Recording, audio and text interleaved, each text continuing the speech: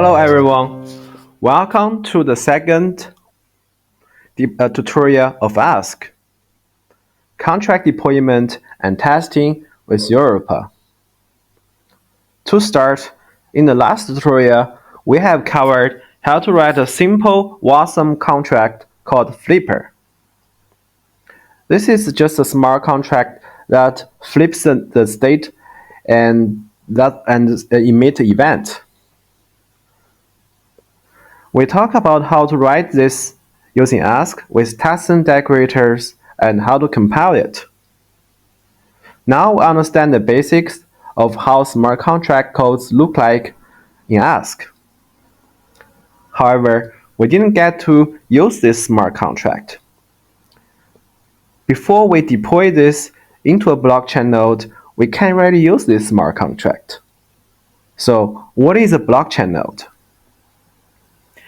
In order to use the smart contract we have written, we need a blockchain node.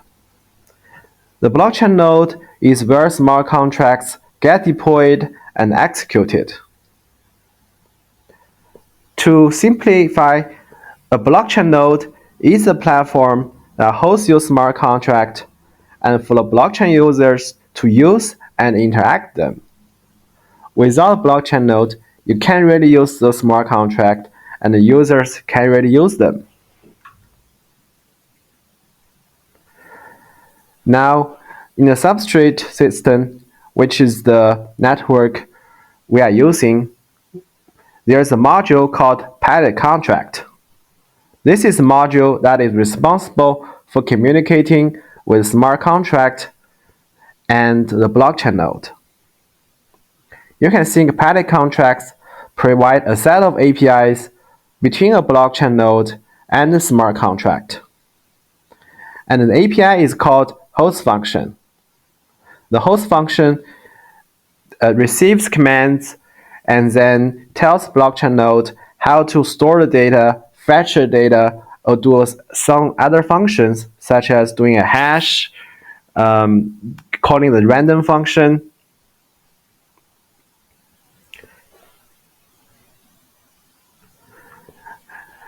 Let's talk about Europa, which is our blockchain node that is designed to facilitate the development of WASM smart contracts.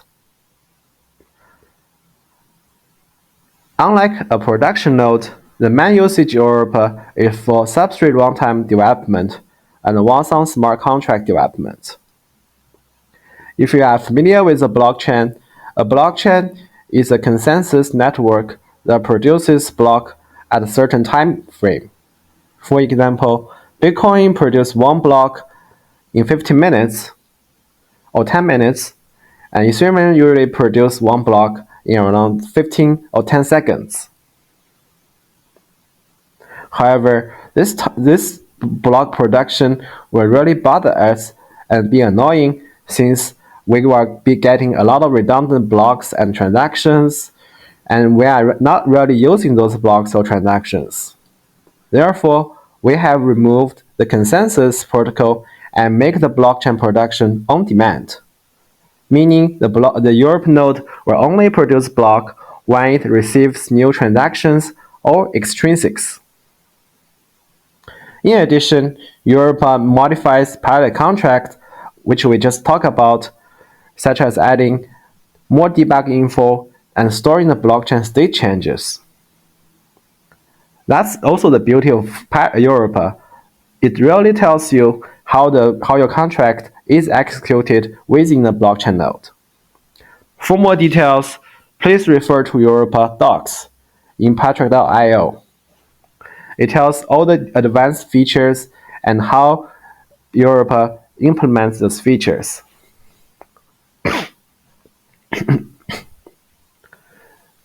Now let's talk about Europa-UI. You can tell from its name, Europa-UI is Europa with a front end. Although Europa is a big improvement in terms of development experience, we truly believe that a good blockchain test network should be as simple as possible. That means starting a blockchain node should be as simple as just one click, including both the front end and the back end. If you have built Canvas and Polkadot.js locally for development, you may find it super time consuming. For me, it took me the entire afternoon to set up the correct version of Canvas as long as Polkadot.js apps. The reason is they have too many releases. It's really hard to figure out which version matches. So you have to test them locally. And another important thing is it seems like they are not interpreting events correctly. Therefore, to solve those problems, we create Europa-UI, a truly one-clickable and GUI-ready blockchain mode.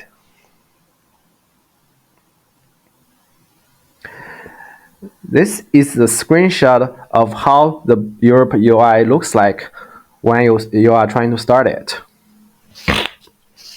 You can set up the database path. This is where your blockchain database stores. You can set up a workspace if you need like multiple workspaces for testing different scenarios. This is a very efficient tool. You can set up HTTP port, WebSocket port, and this is for third-party apps to connect, or you want to send your own RPC calls or connect with your custom script, such as using your Python SDK or JS SDK to test them. To start Europa-UI is really just downloading them and then click it to start. Currently, we have 3 operating systems supports, which is Windows 10, macOS, and Ubuntu. But to notice, they all have specific version requirements. For example, in Windows 10, you need to be 21H1 and above for the operating system version. And for Ubuntu, once you have downloaded the file, you need to give the file permission to really start it. This is a sample command that you can use to give you the file permission to start it. For more setup details and advanced usages of Europa-UI, you can go to our website to check Europa-UI docs. Okay. Remember we have created this contract last time? It's called Flipper. All stuff that it does is just basically setting the init flag, then flip the init flag. Basically, if it's false, then reverts to true. If it's true, revert to false. And then while we're doing the flip, we are sending out a flip event. And we have another function get that just checks the state, the current state of this contract. So in order to use Europa, let's first download this Europa-UI. So let's go to GitHub, Patract Labs, Europa-UI.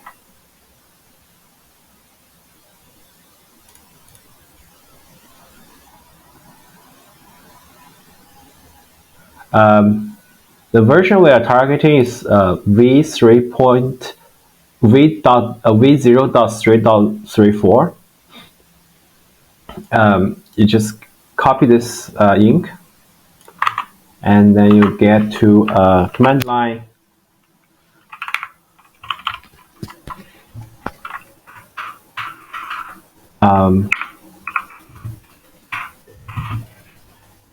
What does is you go to downloads, then you download this file like this way. So once you have downloaded this, you need to call the command to give it permission. This is just the setup of Ubuntu or Linux, right? You just give it permission, and then once you have given permission, you can now start it from your file system. Just double click, and this is the startup panel. if you want to change HTTP port or WebSocket port, you can just change it here. Since we are just using the very basic functions, we just start it.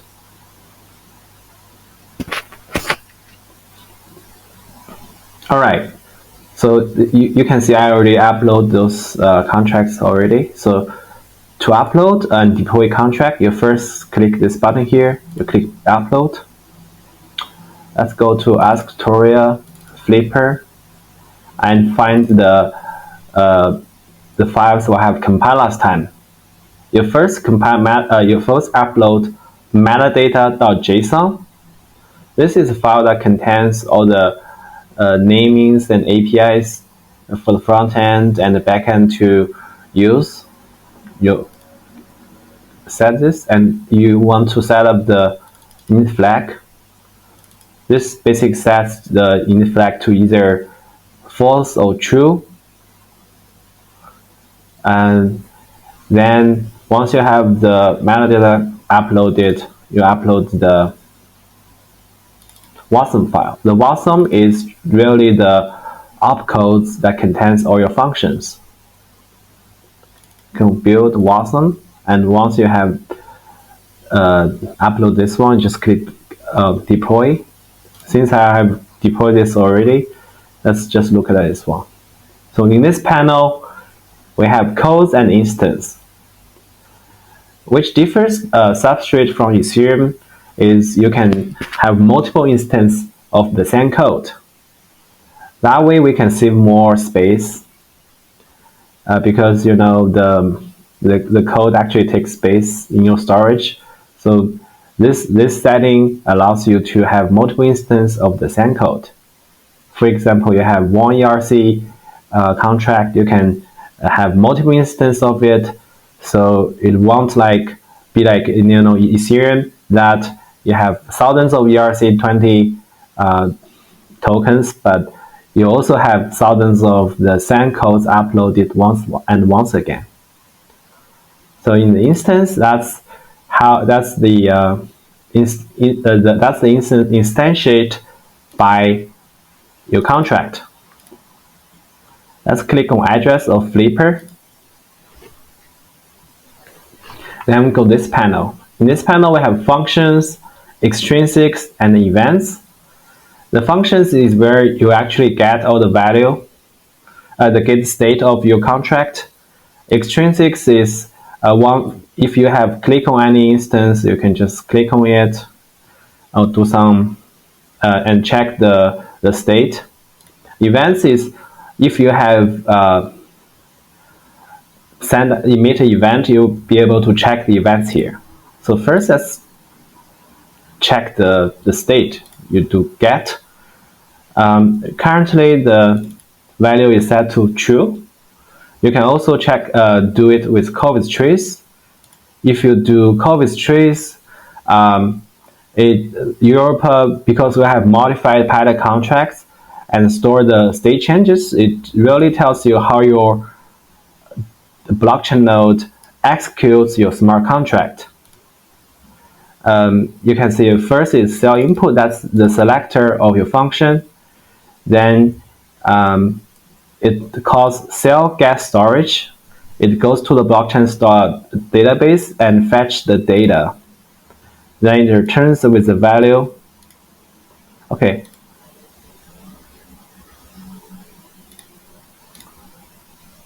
Okay, so the boolean is true. Remember, the read function does not change the blockchain state, which means you won't get a new transaction or extrinsic from it. As you can see, we're at block 6.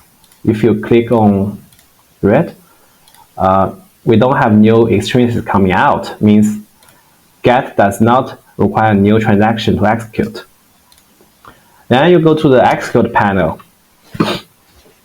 This one is slightly different as Flip actually changes the blockchain state. Remember, it changes if it's false, you change it to true. So it requires a new extrinsic to happen. So if you click on execute, You can see the extrinsic is executed correctly. And now we have a new extrinsic coming out from that last execution. Okay, so it was last time when we checked get it was true. So since I have flipped this value, if this process goes correctly, we should get false. Nice. So we have false as the final value. That means our flip function is working as expected. Let's check what really happens during the call. So you click on this one,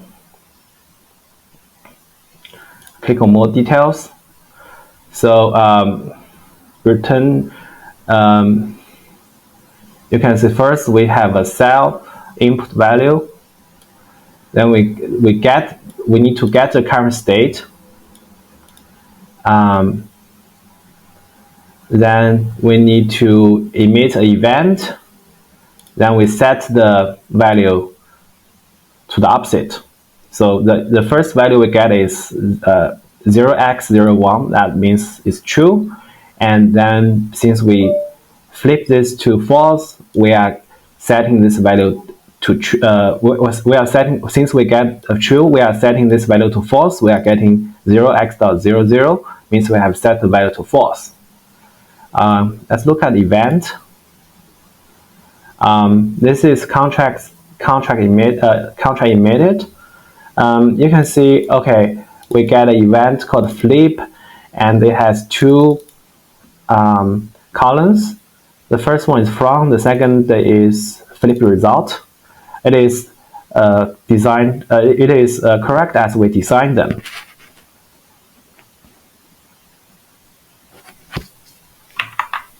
All right, so that's today's sharing.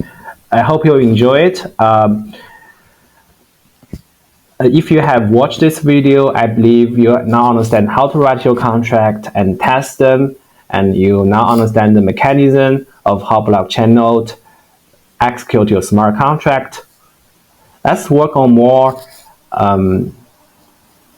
Let's dive more deep in the next tutorial. We'll be covering the storages in your smart contract. I write some contract that just does some simple token transfers. Thank you.